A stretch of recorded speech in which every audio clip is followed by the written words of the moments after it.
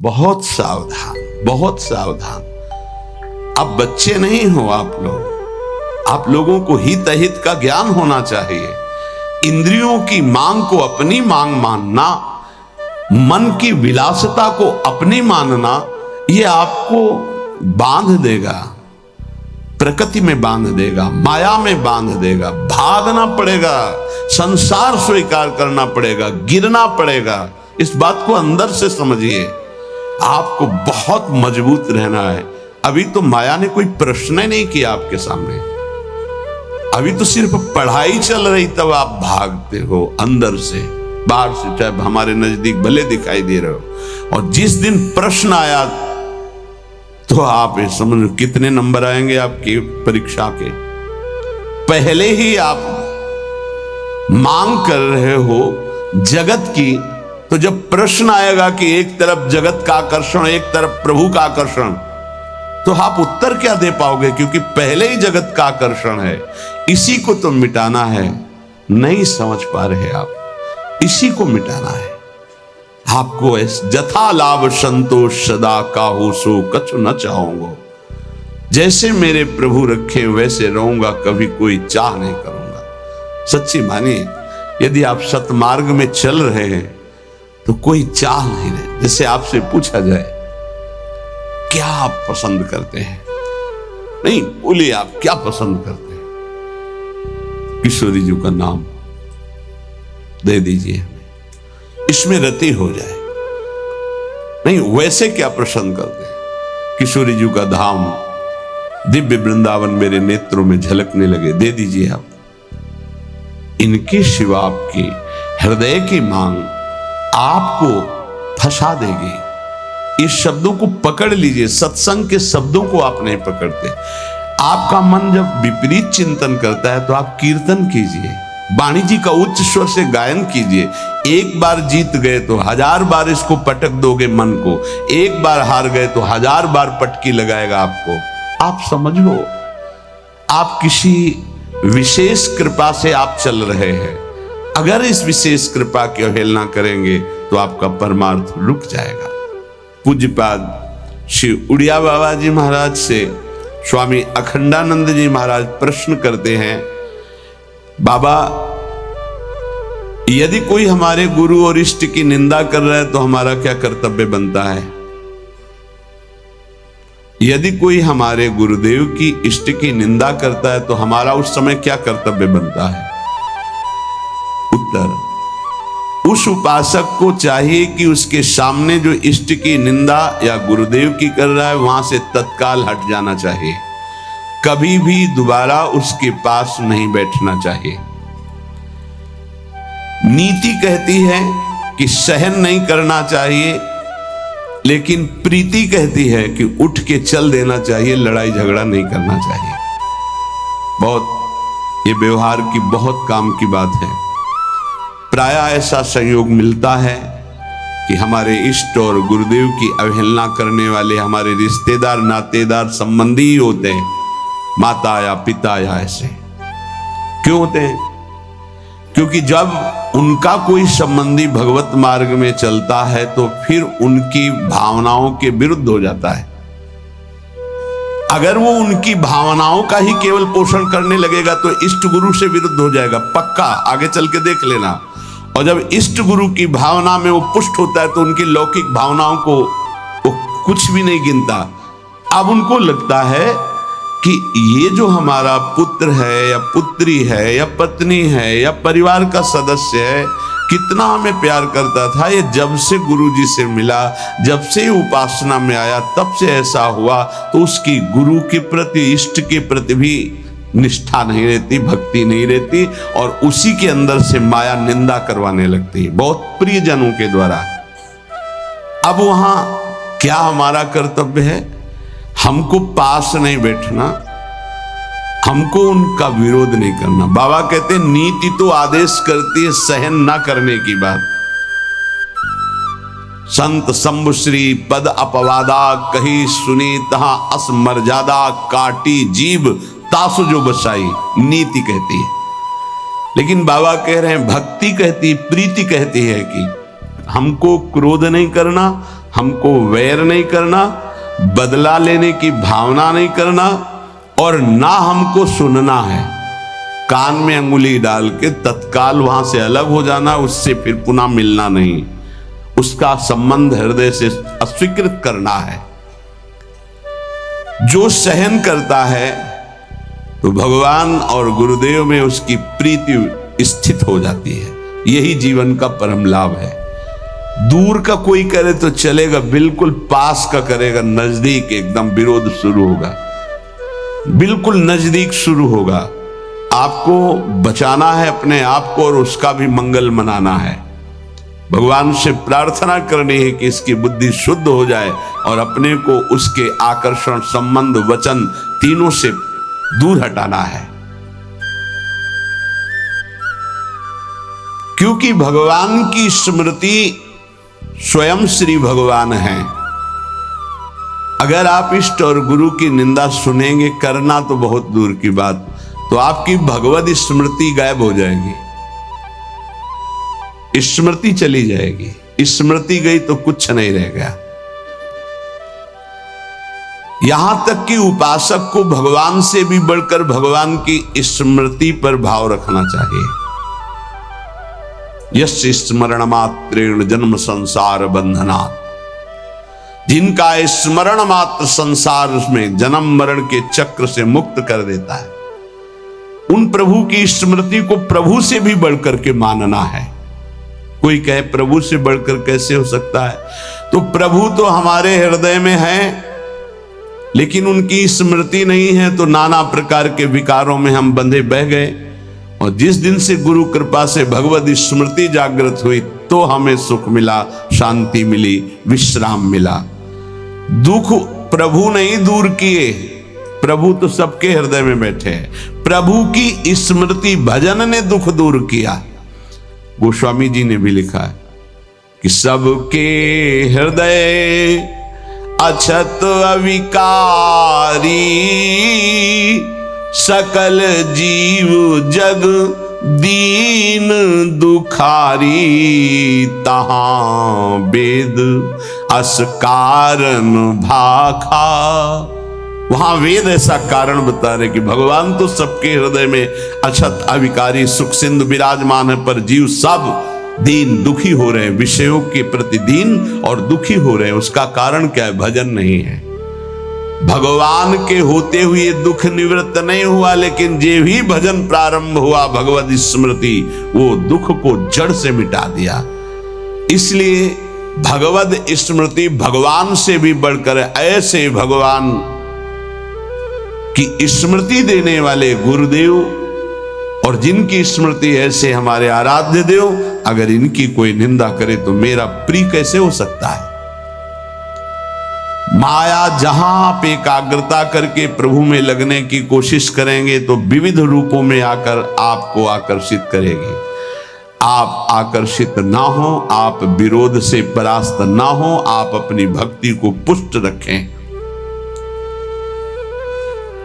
जो जीव मेरा और तेरा, मैं और मोर, इसी को महत्व दे रहा है, वो भगवान से प्यार नहीं कर सकता। क्योंकि भगवान से प्यार करने के लिए इस मेरा और तेरा को, लौकिक शब्द को मिटाना पड़ेगा। मैं सिर्फ प्रियालाल का हूं, प्रियालाल मेरे, बस ये हृदय की स्थिति होनी चाहिए। देख लीजिए, प्रभु में ऐसी स्थिति, अनन्य चिंतन तभी हो सकता है जब हृदय में बात आ जाए कि मैं प्रभु का, प्रभु मेरे, बस सिर्फ प्रभु मेरे। प्रभु का वैभव रचा हुआ नहीं, प्रभु का जो भी है वो उससे मेरा संबंध नहीं, प्रभु से संबंध है। प्रभु का रचा हुआ तो अखिल ब्रह्मांडों में रजोगुणी लीला हो रही, तमोगुणी लीला हो रही, सतोगुणी लीला हो रही, नहीं, हमें प्रभु चाहिए, ये लीला नहीं, ये माया नहीं। जितनी भगवान की स्मृति में जन डूबते हैं उतना ही आनंद का अनुभव होता है। पर जब हृदय में भोगों के प्रति राग होता है और जब वो नहीं मिलता तो क्रोध हो जाता है, चिड़चिड़ा स्वभाव हो जाता है, नाक में गुस्सा भर जाती है। ये उपासक सावधान इस वृत्ति से। नहीं, अगला इसका जो कदम है उसका नाम है भय। राग भोगों का, बराबर भोग तुम्हें मिलते रहे ऐसा सृष्टि में कभी किसी को नहीं होता। परिस्थिति बिगड़ती भी है, कभी ऐसी परिस्थिति आती है कि मनोनुकूल भोग नहीं मिलते, उस समय क्रोध, चिड़चिड़ा स्वभाव, नहीं शासन में लीजिए। नहीं, अगला कदम जो है वो बड़ा भयावह है। राग से क्रोध और क्रोध से भयावह स्थिति। नित्यानंद रस की अनुभूति के लिए चलने वाला उपासक हृदय में भोगों का राग न रखे, नहीं तो क्रोध, चिड़चिड़ा स्वभाव हो जाना, कुछ अच्छा ना लगना, वो विध्वंसक भाव आगे भय उपस्थित कर देगा, आपकी चेष्टा भयावह होगी। भक्ति में मुख्य बात है, भक्त कभी भी महापुरुषों के वचनों की अवहेलना न करे, अपराध न करे, इसका पूरा ध्यान रखे, नहीं तो बुद्धि भ्रष्ट हो जाएगी। ये मैं गूढ़ बात कहता हूं। जिन उपासक के अंदर भोगों का राग है, क्रोध है, भयावह कल्पनाएं हैं, वो आज्ञा का उल्लंघन करते हैं। अगर आज्ञा पर चलोगे तो कभी माया आपको परास्त नहीं कर पाएगी। साधन भक्ति, जब सिद्धा भक्ति में फिर निश्चिंतता आती है, निर्भयता आती है, निशोक आता है। साधन भक्ति में साधक को बहुत सावधान रहना है। ये 6 बातें साधन भक्ति में होंगी तभी सिद्ध स्वरूप जागृत हो जाएगा। पूज्य पादुड़िया बाबा जी, चिदानंद समुद्र भगवान की निश्चित प्राप्ति हो जाएगी, सिद्ध पुरुष हो जाएगा यदि ये 6 बातें रही। पहले, भारी से भारी आपके प्रति कोई अपराध कर दे तो उसे क्षमा करने की आपके अंदर वृत्ति होनी चाहिए। क्रोध करके उसको मानसिक संकल्प करके दंड देना, या शारीरिक दंड देना, या समुदाय से दंड दिलाना, किसी भी प्रकार का ऐसा भाव नहीं होना चाहिए। जैसे आप भजन करते हैं, आपके मन में संकल्प बना कि तुमने हमारा अपमान किया है, तुम्हें भगवान देख लेंगे, भोगोगे, तो यदि भजन बल है तो लागू हो जाएगा उस पर और वो कष्ट भोगेगा पक्का। लेकिन वो तो कष्ट भोगेगा शारीरिक, पर आप खाली हो गए और अब भजन की वो वृत्ति आएगी नहीं, क्योंकि आप सिद्धांत से गिर गए। या आप शारीरिक बलवान हैं, आपने उसको पीट दिया तो आपका भजन बल क्षीण हो जाएगा, आपका मार्ग अवरुद्ध हो जाएगा। या आपके बहुत अनुयायी हैं, उनसे पिटवा दिया। किसी भी तरह से दंड दिलवाना भक्ति को खो देना है, ये बात अच्छे से समझ लीजिए। तो पहला है क्षमा। किसी भी कारण से एक भारी से भारी अपराधी को भी क्रोध करके दंड देने की भावना ना होना। दूसरा है, कभी भी किसी भी वस्तु, व्यक्ति, स्थान पर महत्व रखकर अपने प्रभु को भूल जाना, ये बहुत सावधानी की जरूरत। तभी आप सिद्ध होंगे, परिपक्व अवस्था तभी आएगी। अव्यर्थ कालत्वम, समय व्यर्थ नष्ट कर देना। कब नष्ट होता है समय व्यर्थ? अनुकूल भोग मिल गया, उसमें राजी हो गए, भूल गए भगवान को। अनुकूल व्यक्ति मिल गया, उससे बात करना है, बहुत दिनों बाद मिले, बातचीत, हंसी मजाक, और कैसे हो, भूल गए भगवान को। वस्तु, व्यक्ति, स्थान, पदार्थ, पद, चाहा हुआ कुछ भी मिले, उसके मिलने में यदि आपका भजन छूट गया तो आपकी भक्ति बाधित हो जाएगी।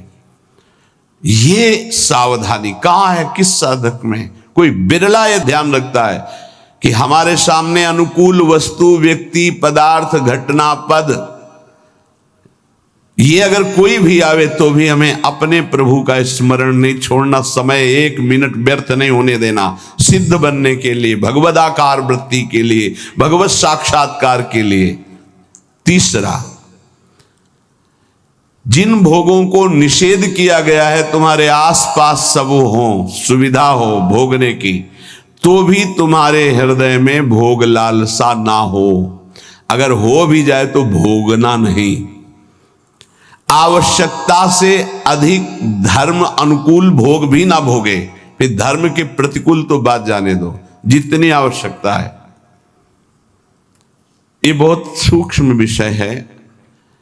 जैसे भोजन में मीठा बहुत प्रिय होता है, किसी को नमकीन बहुत प्रिय होता है, जहां अनुकूल भोजन आया, अधिक मात्रा में लिया, उस दिन नोट करना, आप भजन नहीं होगा। वो भजन जो स्वाभाविक होता था रोटी दाल में, वो नहीं होगा, आप देखना।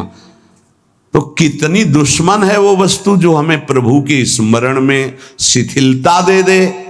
रुचि नहीं रह गई भजन की, फिर बातें होती हैं बैठ करके, प्रपंच की बातें, और या फिर बहुत खूब सो रहा है, सारी शक्ति पचने में लग जाती है। जब उदर में जरूरत है 500 ग्राम 400 ग्राम भोजन की, और आपने दबा करके उसमें 1.25 किलो भर दिया, अब इसके बाद पानी गया, अब वो सारी आपकी जीवनी शक्ति उसी में लग गई पचाने में, तो भजन के लिए आपके पास सामर्थ्य कहाँ रह गई।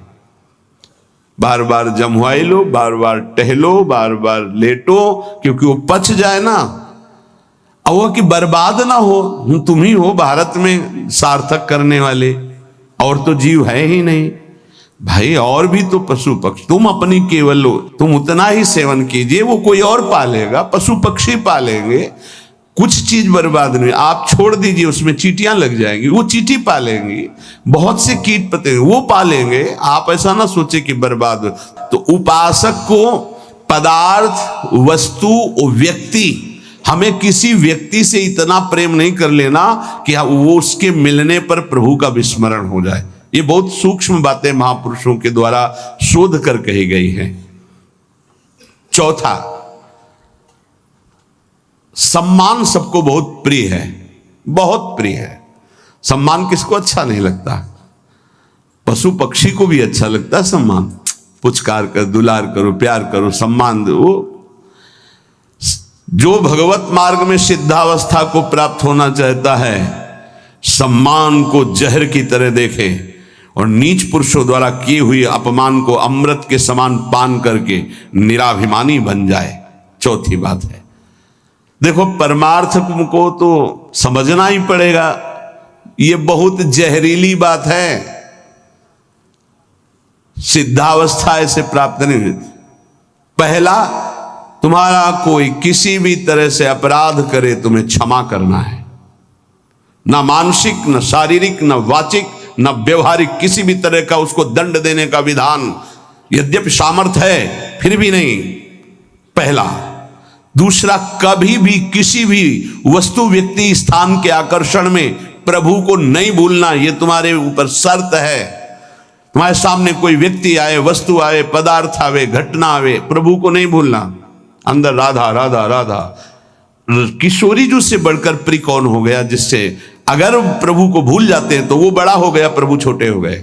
वो पदार्थ बड़ा हो गया, वो संपत्ति बड़ी हो गई, वो व्यक्ति बड़ा हो गया, वो घटना बड़ी हो गई जिसने प्रभु को भुलवा दिया। नहीं। तीसरा, विविध प्रकार की भोग सामग्री आसपास फ्री भोगने के लिए हो, फिर भी नहीं भोगना, क्योंकि हमें भगवत साक्षात्कार करना है। अनुकूल धर्मयुक्त भोग भी उतना भोगना है जिससे हमारा भजन चले, जैसे खान पान, विश्राम उचित। सम्मान सबको प्रिय होता है, अपमान सबको दुखद होता है। भक्त को अपमान अमृत के समान लगता है, सम्मान विष के समान लगता है, उल्टा, वो निराभिमानी होता है। पांचवा, इष्ट देव के चिंतन में बेविचार नहीं होना चाहिए। बेविचार, ये परिपक्व भगवत साक्षात्कार की बात है, साधारण साधक की, प्रारंभिक साधक की बात नहीं है। 4 बार शिव जप लिया, 5 बार अमुक जप लिया, फिर जप लिया, ये जप लिया, वो जप लिया, नहीं। केवल अपने इष्ट देव में ही, अगर शिव हैं तो शिव संबंधी, राम तो राम संबंधी। अब ये सिद्धावस्था की तरफ जा रहा है साधक। यहां खिचड़ी नहीं होगी, यहां सीधे एक वृत्ति केवल अपने इष्ट देव की, उन्हीं का स्वरूप, उन्हीं का सेवा, उन्हीं का नाम जप, उन्हीं के गुण कीर्तन, उन्हीं के प्रेमियों से मिलना, इष्ट मिले और मन मिले, तभी परिपक्व सिद्धावस्था को प्राप्त होंगे। छठवां, सदगुरु की शरण में रहकर उनके बताए हुए मार्ग से चलना, सिद्धावस्था। ये बहुत कठिन है, बहुत कठिन है। सदगुरु की आज्ञा में जो जीवन दे दे, बहुत कठिन है। कल एक उपासक कह रहे थे कि हम बहुत प्रयास करते हैं, वर्षों हो गए करते हैं, लेकिन अभी यही निश्चय नहीं कर पाए कि मुझे जाना कहाँ है, जपूं क्या, निरंतर क्या करूं। गुरुदेव का वर्ण क्या? बोले नहीं, तो पूरा जीवन व्यतीत हो जाएगा, निर्णय थोड़ी कर पाओगे। ये निर्णय तो गुरुदेव के द्वारा होता है। जो गुरुदेव ने नाम दिया, जो साधन बताया, आजीवन उसी में। गुरु प्रदत्त इष्ट के विग्रह में, छवि में, नाम सेवा में सर्वस्व विराजमान है, भाव समझ लीजिए। गुरु प्रदत्त नाम मंत्र में, गुरु प्रदत्त साधना वो सिद्ध होने के लिए बहुत आवश्यक है, और उसी में स्थिति होने से सिद्धावस्था प्राप्त होती है। बहुत सूक्ष्म विषय, सब नहीं समझ पाएंगे। भगवान विविध रूपों में विविध भाव वाले भक्तों को सुख दिया है।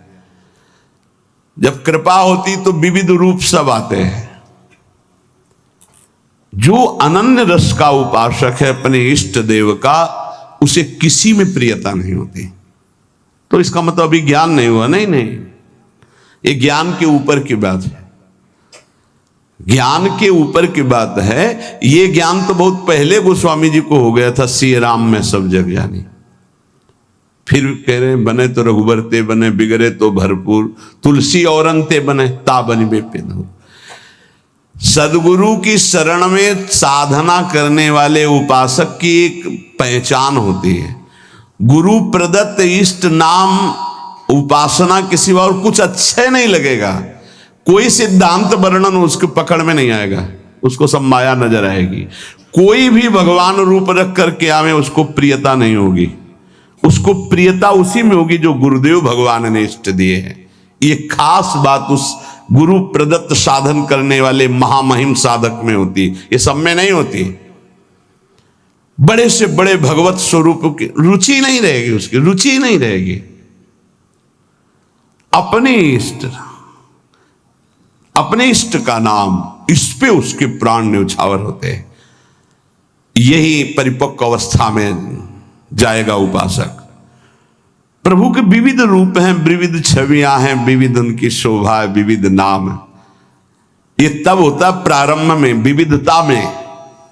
लेकिन जब परिपक्व अवस्था की तरफ, तो गुरु प्रदत्त साधन और साध्य पर दृढ़ निश्चय, अपना कोई भाव।